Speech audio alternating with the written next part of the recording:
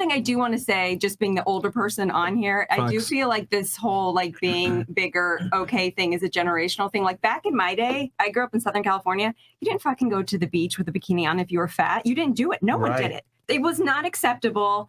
Keep the shit covered. It wasn't cool. Like my mom was a model. I grew up like, you know, literally, and I'm not saying this is right or wrong, but she, like if I went to eat something that wasn't, you know, in 5th grade, she'd be like, no, not cool. Don't eat that. You know, you already had pizza this week. Chill it out.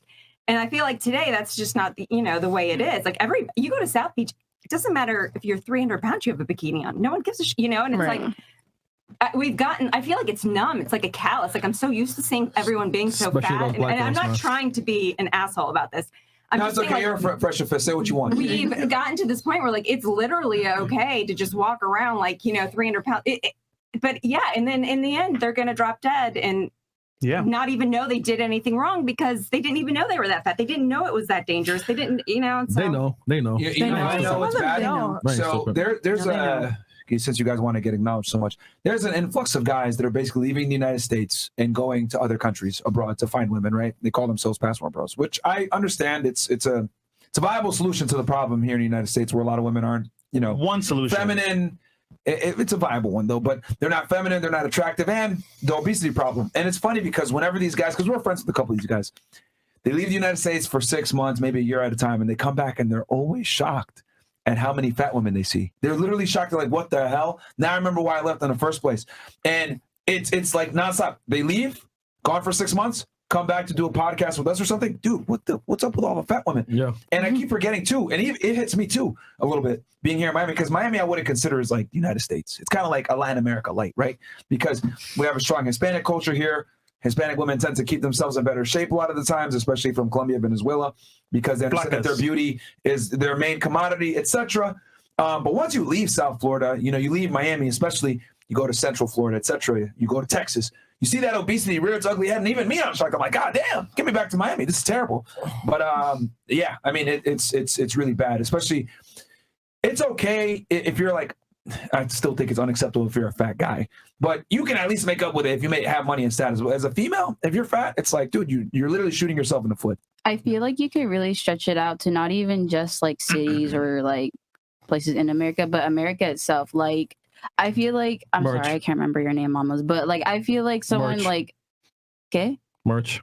It's okay. Just say you think. Yeah, I think that's. So like, let's say you go to like France, for example, and you order like a large Coke, they're gonna look at you sideways like, the fuck is a large? You know what I mean? Like even in Europe, like you go there and it is very rare to see obese people. Like I went on a date with this guy from, I don't know, somewhere in the UK, and like man is over here like, yeah, like it wasn't even just the fact that like the date itself was so culturally different. Like bro was eating fries and a burger with a knife and fork, but he's like, oh, I don't want a water, like I don't need something to drink, and like, oh yeah, maybe I'm a little thirsty, and this man gets a cup this size, and he's like, the fuck is wrong with you Americans? And I'm like, you can't even say like it's just Americans, it's just so socially acceptable, because I feel like America's sensitive as fuck, because like decades ago, literally like you were saying, like generationally, you're not gonna want a fat ass wife, respectfully, you know what I mean? Like it was so normal to have no ass, and now it's like everyone wants wide hips, everyone wants a fat ass, and then people are like, oh, I'm gonna eat more, it's gonna go straight to my thighs. Okay, you know, period. But that's what I'm saying. I think you mean as in you want the slim waist with a fat ass, but a lot of girls kind of cheat it and they just get fat, and then they get a fat ass as a byproduct. Yeah, and they glorify it and they glamorize it, and they're like, you're beautiful, girl, like you're gorgeous. Every guy loves a little tummy, like girl bye. But that's what I'm not saying now. I'm talking about like we're speaking like 60s, 70s, 80s. You know what I mean? Like now, that's what I'm saying is very normalized, and people like you were saying, the body positivity movement. It's like, oh yeah, we need to accept everybody, inclusivity, and all this shit. So it's like they're monetizing words and like they're doing things to accommodate everybody. But at the end of the day, you're a comedy. Like, what the fuck is it benefiting besides people's emotions? You have people dying. You have people with health issues. You have people killing themselves. Like, you have like all this shit happening basically. And it's like, what are you getting from it besides people being happy that they can live how they want? Well, it's just promoting laziness. Like, just overweight people are just lazy. I was lazy when I was 300 pounds. I was just sitting on the couch. I didn't have to work out. I didn't have to improve my beauty. I didn't have to do anything. Well, you haven't even had kids yet, have you? How old are you? No, I'm 18. Okay, so I mean, I had 4 kids in 4 years. if you are fat at 20 and you haven't had children, I got news for you. Like shit's gonna get a lot harder once your hormones get screwed up and you have kids. I mean, so I always feel really bad when I see young people fat. I'm like, you haven't even hit the hard part yet. I mean, what's going on here? But you know, obesity in children is growing at a very fast rate. It's an epidemic. And it's terrifying because you have a lot of young women being like, you're beautiful, and they're 300 pounds, 400 pounds, 500 pounds. I mean, even like 8-year-olds now are like really, really overweight, and it's scary. You're like, you think that kid is like 10 and he's like 6. I think what people don't acknowledge is that like a lot of these people that struggle with weight are dealing with a lot of mental health issues, and they might be depressed. But back in the, during the Victorian days, being fat showed that you had money. So it's crazy to see how times have changed. Like back then, if you were thicker, that means you have some type of wealth. And now it's like, if you're fat, it's like you're lazy, but it's like, you don't take into account that they might just be dealing with things, and like the majority of the world just likes to brush off mental health and doesn't like to address it. That's true. They want to medicate, and pills don't build skills. You know, it's one thing. I kind of like how you addressed, like, you know, like before, like being fat was, you know, like this, that, and the third. But you also have to understand that our worlds are very differently. Like back then, all a man had to worry about is how many bitches he was gonna fuck. Does he have land? Can he eat? Like literal basics. Like, am I wrong? You know what I mean? Like, if we really go back to where like society wasn't really a thing, like your cars aren't even cars. You feel me? So like a man only had but so much to worry about. Women had to do everything. You know what I mean? Don't get me wrong. Like men worked and like did their thing, but like if they're up there, like and royalty and status, they're living the dream that the men today want. They're not doing shit. They're sitting on a throne. So what is there to worry about when, like they were saying, high value men, they have money, they have status, pussy's being thrown to them. This isn't a new thing. This is an old thing with new patterns and new habits and new lifestyles, basically. And going back to what you said about being sensitive, if you're too sensitive, it's like you are harming your own emotional well-being. 100%. And it's true, like people are too sensitive. Like emotional eating shouldn't be accepted just because you have mental health issues, which, by the way, 90% of your mental health issues you can actually fix yourself with eating right, working out, and taking accountability of your own life. You know, everyone goes through hard things, and if you just let that soak in your own pain for the rest of your life, you will be miserable and you will be fat and you will hate your life. So you have to take accountability. You can't just blame food and other people for your problems, because that's how I got fat and that's how fat people get fat, and they have control. And so this lie that we like to tell them, like, oh, it's okay, you know, it's okay to eat emotionally eating, it's okay, is harming them to an extent we don't even see on the surface. Well said. I was gonna say, because you said that, you know, people might be fat because they're going through something, mental health, depression, etc. Controversial take. Actually, your favorite person, Andrew Tate, actually talks about this, and I agree with him 100%. And I'll take it a step further. Depression, long-term depression, isn't real. And what I mean by that is being depressed is a valid feeling, but long-term depression is typically a valid response to long-term failure. And what I mean by that is being depressed long-term typically means, okay, I'm not accomplishing something, or something is missing in my life, but it's in my control to fix it a lot of the times. So like when guys are depressed, if some guy comes up to me and tells me I'm depressed, I just look at the individual. Do you go to the gym? Most likely not.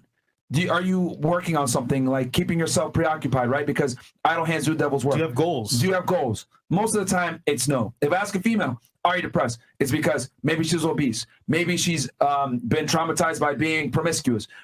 She's made bad decisions that potentially led to her being in that state. But a lot of the times, it's self-inflicted and it comes from long-term failure.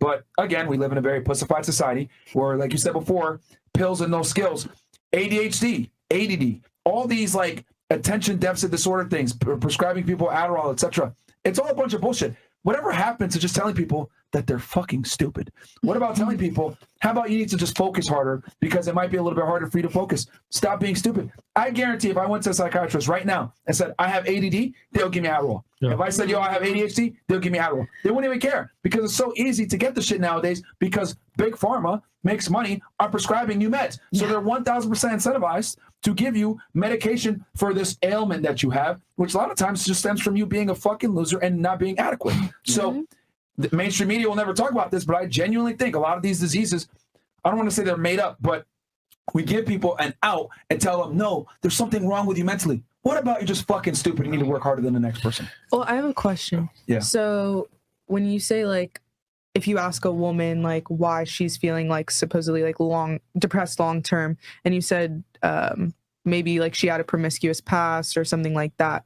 Well, what do you tell that woman to do to better her life? Like you can tell a man like get off his ass and like, you know, go do something. For women, it sucks more because a woman's past will always come back to haunt her a lot of the time. So with women, this is why I say self-preservation is so important. Women, I look at them as like glass, right? If it's shattered, it's very difficult to pick up the pieces and put it back together. And even if you do put it back together, whenever you pour water in it, it's always going to leak to a degree. And so that's why it's so important for women to preserve their value. But with women, yeah, it's not as repairable a lot of the times. With a man, it's like you're a loser.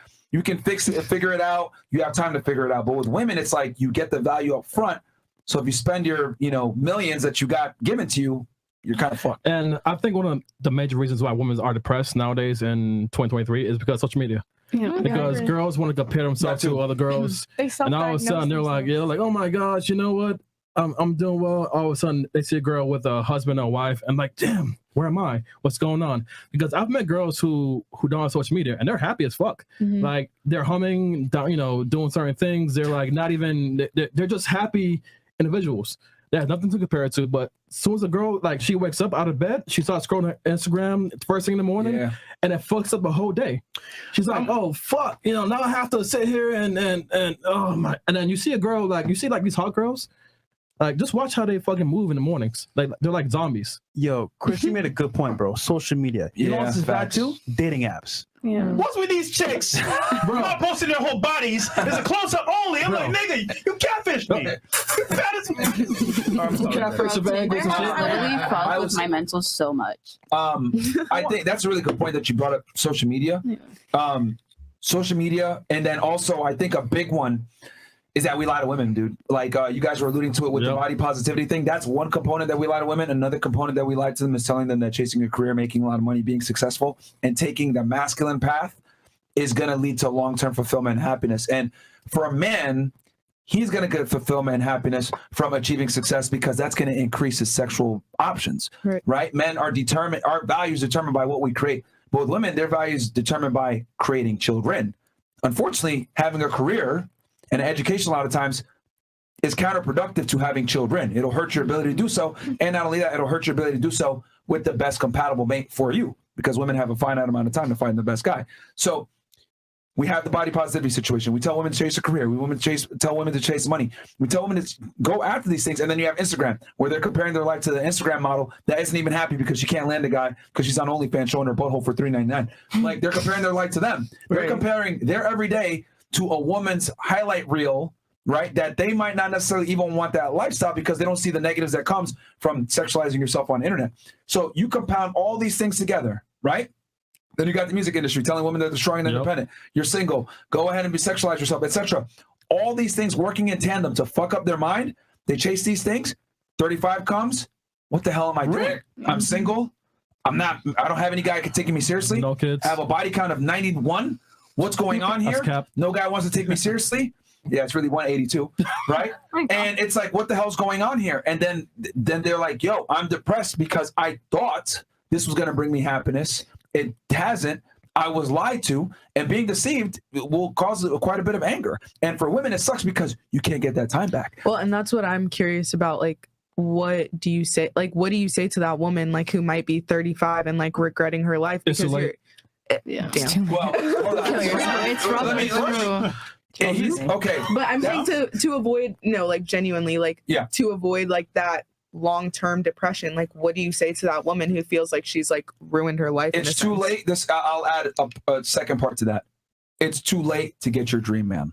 And Chewy. Damn. That's what I would say. Like that sucks because we tell women that they're sugar and spice and everything nice, they deserve the best, etc. We tell women that are 300 pounds that they don't need to change. So it's very difficult for women to accept that their actions have negative consequences because we tell them that they can do no wrong a lot of the times, right?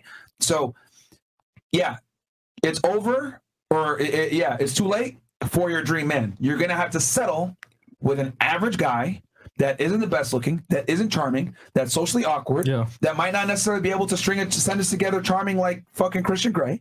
He's not going to seduce you. He's not going to give you the best dick. You might be embarrassed to bring him around to family functions, but this is what you did.